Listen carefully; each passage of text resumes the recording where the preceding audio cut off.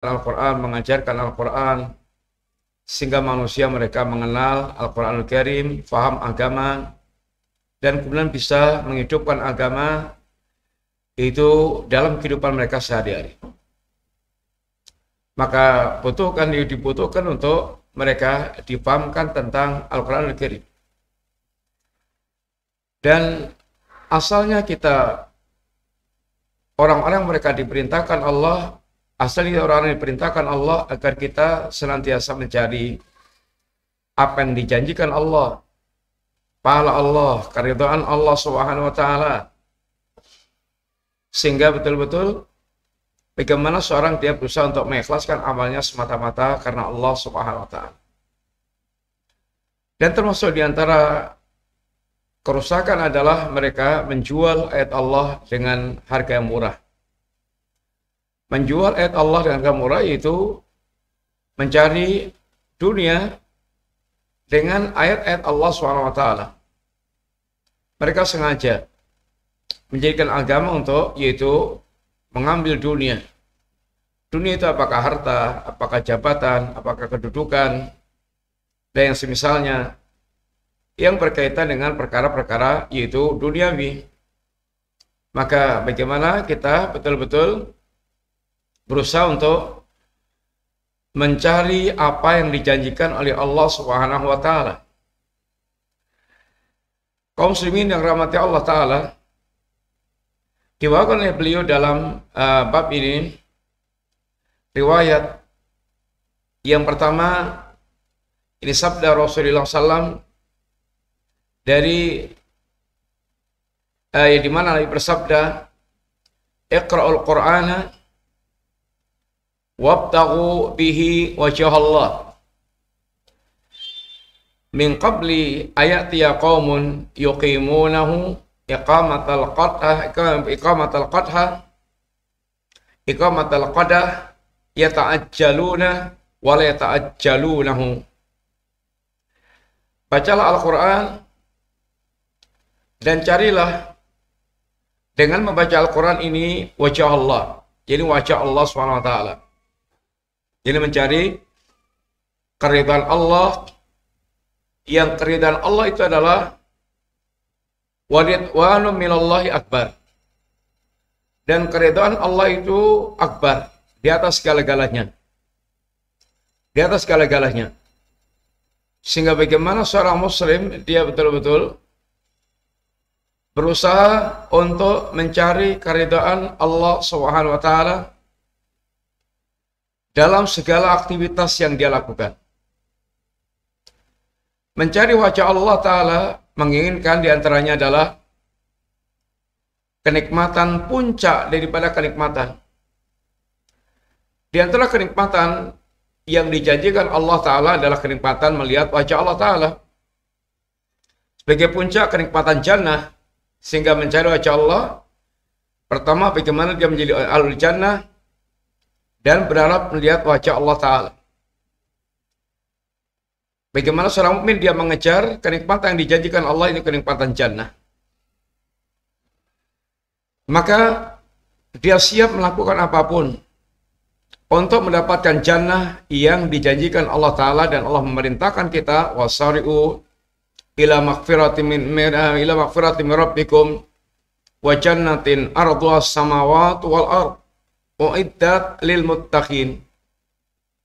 Bersegeralah kalian menuju ampunan Allah taala dan menuju segera kalian menuju ampunan Allah taala dan meraih surga yang luasnya seluas langit dan bumi, yang Allah sediakan untuk orang-orang yang mereka bertakwa kepada Allah Subhanahu wa taala. Maka bagaimana seorang mukmin dia berusaha untuk meraih jadi jannah. Dan jannah yang sudah digambarkan Allah dengan kenikmatan yang tiada tara. A'datu li ibadiyas shalihin.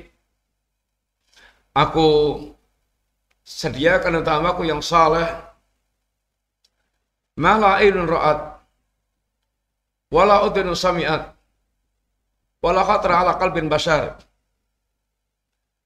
Aku sediakan untuk hamba-Ku yang saleh kenikmatan yang tidak pernah dilihat oleh mata, tidak pernah didengar oleh telinga, dan bahkan tidak pernah terlintas sama sekali dalam perasaan manusia. Semuanya di luar apa yang dibayangkan oleh manusia. Tetapi ternyata ada sebuah kenikmatan yang membuat manusia mereka semuanya lupa dengan kenikmatan jannah, yaitu kenikmatan melihat wajah Allah SWT. Allah tawarkan kepada ahlu jannah, aturiduna an azid wa ahlu jannah, inginkah kalian sekiranya aku bisa menambah, yaitu kenikmatan kalian? Maka kata mereka, ya Rasulullah, Rabbi, alam tubayyid wujuhana, ya Rabb, bukankah engkau telah memutihkan wajah-wajah kami? Alam tudkhilna al-jannata wa tunjina nar, bukankah engkau telah yaitu memasukkan kami ke surga dan menyelamatkan kami di neraka? Apa yang akan ditawarkan Allah SWT lagi? Maka Allah singkapkan wajahnya, Allah singkapkan hijabnya, lalu hamba mereka melihat wajah Allah SWT, dan kenikmatan melihat wajah Allah adalah kenikmatan yang paling mereka sukai, bahkan membuat mereka lupa dari kenikmatan jannah. Maka kenikmatan ini adalah puncak kenikmatan. Kenikmatan ini adalah puncak kenikmatan. Oleh karena itulah, seorang hendaknya mereka bagaimana mengejar segala kenikmatan yang telah dijanjikan Allah, yang kenikmatannya adalah abad-abad. Yang kenikmatan adalah sepanjang masa, sepanjang waktu, sepanjang zaman.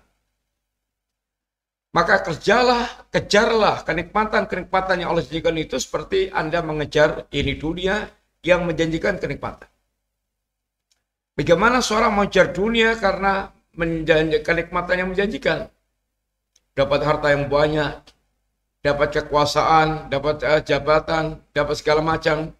Lalu dia kejar dengan segala, ya ini pengorbanannya, ya kejar dengan segala pengorbanannya, untuk sesuatu yang akan kita tinggalkan. Untuk sesuatu yang akan kita tinggalkan.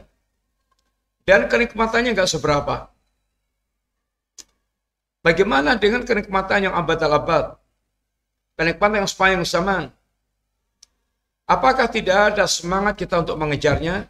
Ataukah kita nggak yakin pasti akan kita dapatkan? Maka orang-orang mereka hatinya telah terhiasi dengan keyakinan seperti itu, pasti akan mengejar dengan penuh semangat. Iqra'ul Quran, bacalah Al-Quran. Membaca Al-Quran bisa huruf per huruf, bisa yaitu naiknya lagi tadabbur, membaca secara harfiah dan membaca secara manawi. Dan Allah telah menjadikan masing-masing pahala yang sangat besar. Dan harus kita lakukan membaca itu, baik itu hurufnya maupun tadabbur, menjalankan tilawah secara ma'nawi. Karena kewajiban kita tidak hanya sekedar membaca Al-Quran, tapi kewajiban kita lebih tinggi adalah bagaimana memahami Al-Quran dan mengamalkan Al-Quran. Sehingga orang mereka tidak mentadabbur Al-Quran, dicela oleh Allah Ta'ala. Afala yatadabbaruna Al-Quran am ala qulubin aqfaluha.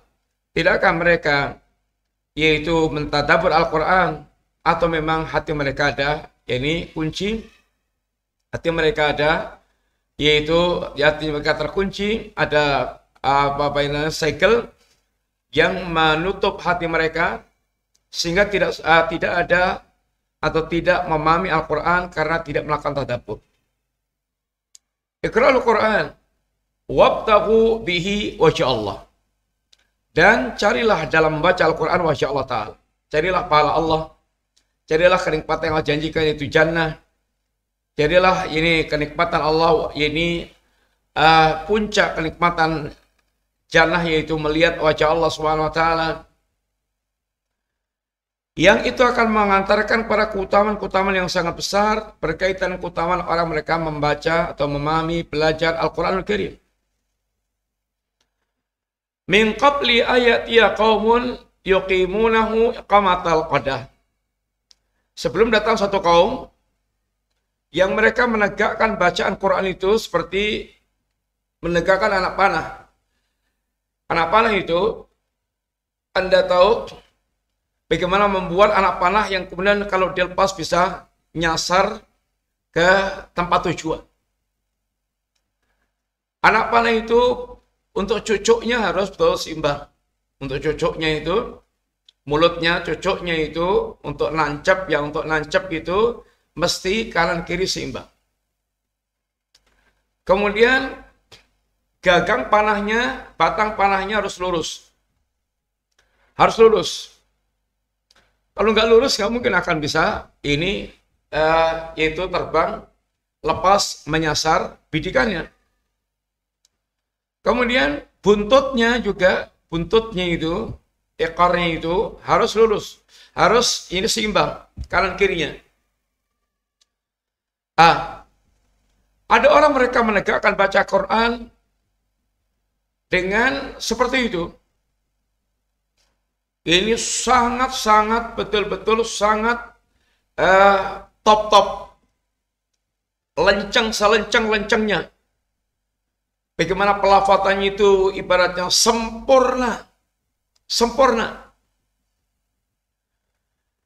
Ini dari sisi bacaan. Tetapi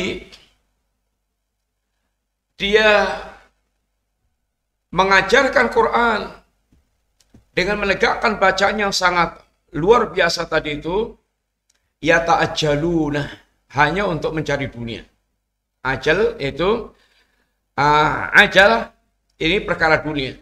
Sesuatu yang datang dengan cepat. Perkara dunia. Ajilah, perkara-perkara yang datang secara cepat itu perkara dunia. Mereka mengajarkan Quran, mereka membaca Al-Quran, tetapi hanya untuk mendapatkan itu dunia. Sehingga bisa manggung di sini, manggung di sana, tapi yang diharapkan adalah dunia. Wala ta'ajjaluna, dan tidak mengharapkan pahala di akhirat kelak. Sehingga hanya untuk mencari ini dunia, hanya mencari dunia dari apa yang dia yaitu inginkan dengan bacaan Qur'annya itu. Tentu ini adalah motif rendahan. Karena dunia itu sehebat apapun adalah rendah. Dunia yang dikatakan dunia adalah karena itu hina dan rendah. Yang Allah Subhanahu wa taala mensifatkan yang inti dengan ungkapan mata'ul ghurur dan mata'ul qalil. Mata'un qalil, mata'ul ghurur. Kenikmatan yang sedikit, kenikmatan yang menipu. Sedikit sebentar, singkat banget. Dan sedikit ya kualitasnya rendah. Bagaimana seorang dia yaitu Quran yang bisa dipakai untuk mencari surga, tapi hanya cukup dia pakai untuk mencari dunia, mencari makan. Tentu ini adalah sebuah yaitu sebuah keburukan. Tentu ini adalah sebuah ini keburukan.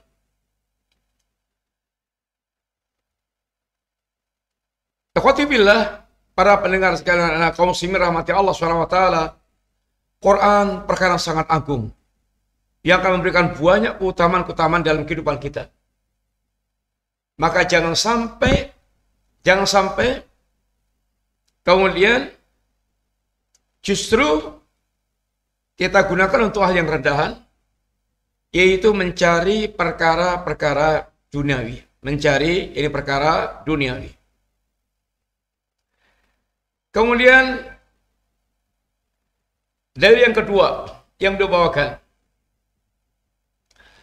wa an Imran annahu marra birajulin yaqra'u ala qaumin falamma faragha sa'alahu faqala Imran inna lillahi wa inna ilaihi raji'un inni sami'tu Rasulullah sallallahu alaihi wasallam yaqul man qara'al qur'ana falyas'alillaha tabaraka wa ta'ala bih fa innahu sayalji'u qaumun yaqra'una al-Qur'an yas'alunahu bin nas Dari sahabat Imran, beliau melewati seorang yang membaca Al-Quran untuk satu kaum, membacakan Quran untuk satu kaum, tapi selesai membaca Al-Quran, dia minta kepada kaum itu, minta upah. Minta upah. Faqala Imran, kata Imran, inna lillahi wa inna ilaihi raji'un. Menunjukkan ini musibah, di mana orang membacakan Quran kemudian untuk mengambil upah. Inna lillahi wa inna ilaihi raji'un. Sesungguhnya aku mendengar Rasulullah SAW itu bersabda, man qara'al Qur'ana, barang siapa yang dia membaca Al-Quran, falyas'alillaha tabaraka wa ta'ala, hendaklah dia meminta pahalanya, meminta upahnya kepada Allah SWT. Fa innahu sayaji'u qaumun yaqra'una al-Qur'an yas'alunahu bi'in nas. Sungguhnya akan datang suatu kaum yang mereka itu membaca Al-Qur'anul Karim dan mereka meminta-minta kepada manusia. Hadis ini pula mengingatkan kepada kita tercelanya orang mereka menjadikan bacaan Quran untuk mencari ini upah, mencari dunia, mencari harta, mencari apa yang dia inginkan dari perkara-perkara dunia. Di sini kita diajarkan oleh Allah dan Rasulnya bahwasanya asalnya kita mengajarkan Quran, artinya mengajarkan Islam, berdakwah secara umum dalam rangka bagaimana menyebarkan agama. Agama tersebar, dipahami oleh manusia. Dan carilah upahnya dari Allah Ta'ala. Carilah pahalanya dari Allah SWT. Karena pekerjaan ini mengajarkan Quran pekerjaan yang sangat agung. Yang sangat besar. Bukan berarti bahwa orang yang mereka mengajarkan Al-Quran, mengajarkan agama, nggak boleh mengambil upah. Para ulama memang ini ikhtilaf. Bagaimana tentang orang yang mereka mengambil upah dari mengajarkan agama, mengajarkan Al-Quran, mengajarkan agama, mengajarkan hadis. Yang asalnya kita menyampaikan agama adalah ini gratis. Menyampaikan agama saya adalah gratis. Bagaimana agama tersebar, lalu dia mengharapkan pahala dari Allah Subhanahu wa taala dengan dakwah yang dilakukannya tersebut. Tapi ketika seorang dia mendapatkan upah, maka para ulama pun mereka memiliki pembahasan. Dan di antara para ulama mereka adalah ini boleh kita mendapatkan upah. Yang penting kita ini bagaimana tidak menjual agama itu. Karena seorang untuk mengajarkan Quran butuh waktu. Untuk mengajarkan agama butuh waktu. Sehingga habis waktunya untuk kemudian dia mengajarkan agama. Sedangkan dia membutuhkan kebutuhan untuk diri dan keluarganya. Sehingga para ulama juga membawakan banyak ini hadits, riwayat-riwayat yang ini diantaranya bolehnya seorang dia mengambil atau dia bolehnya seorang dia mengambil upah dari mengajarkan ini agama tersebut. Prinsip keikhlasan nomor 1. Dan ikhlas tidak berarti dengan tidak mengambil upah. Karena tanda tidak ikhlas atau tanda ikhlas bukan dengan tidak mengambil upah. Ada orang mereka tidak ikhlas dengan mengharapkan pujian, tidak ikhlas dengan mengharapkan yaitu kedudukan, mendapatkan yaitu apa menjadi fasilitas kehidupan yang ada. Bukan sekedar tidak mengambil upah. Dan orang mereka mengambil upah belum tentu tidak ikhlas. Dua-duanya hal yang tidak berbeda.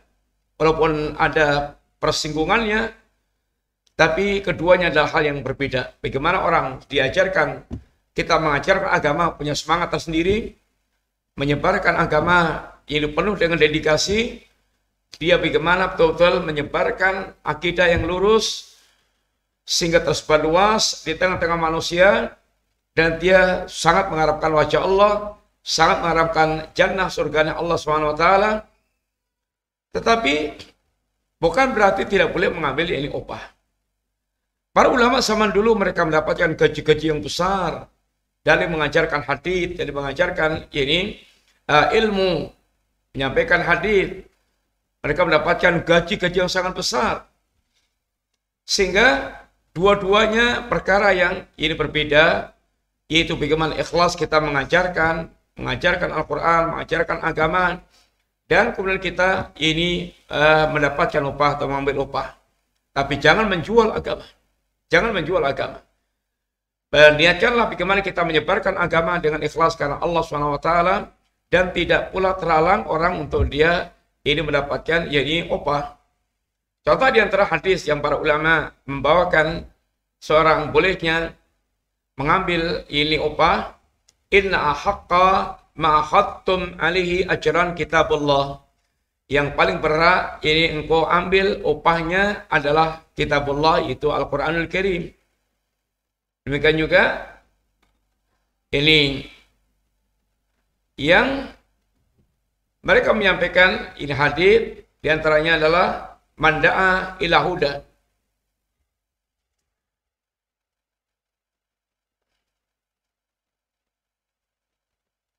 Yang dimana di